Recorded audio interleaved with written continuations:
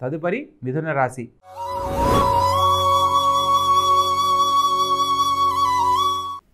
ఈ యొక్క మిథున రాశి జాతకులను కనుక మనం పరిశీలించినట్లయితే అద్భుతమైన ఫలితాలను ఈ వారం పొందబోతున్నారు. ప్రత్యేకంగా విద్యార్థి దశలో ఉన్నవాళ్ళు ఉన్నతమైన మార్కులు సాధించేందుకు ఇది అత్యుత్తమమైన కాలంగా చెప్పడం జరుగుతుంది. ప్రభుత్వ సంబంధమైన ఉద్యోగం కోసం ప్రయత్నం చేస్తున్న వారికి 25వ తారీఖు తర్వాత శుభవార్తలు వింటారు.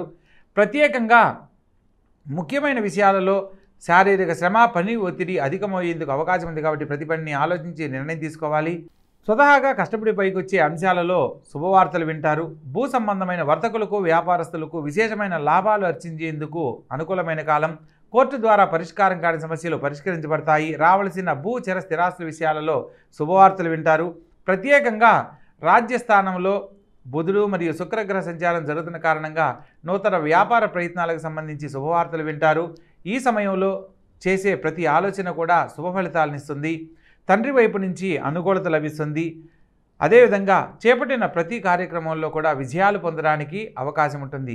ఈ వారం విశేషమైన కాలంగా ఈ యొక్క మిథున రాశి వారికి తెలియజేయడం జరుగుతుంది. ప్రత్యేకంగా తల్లిగారి లేదా చదువు పట్ల, ముఖ్యంగా వారి భవిష్యత్తుకు సంబంధించి తీసుకునే నిర్ణయాలలో శుభవార్తలు వినడానికి మంగళవారం నాడు ఎరుపు వర్ణంలో ఉన్న గణపతిని ఆరాధించాలనేది తెలుసుకోవాలి.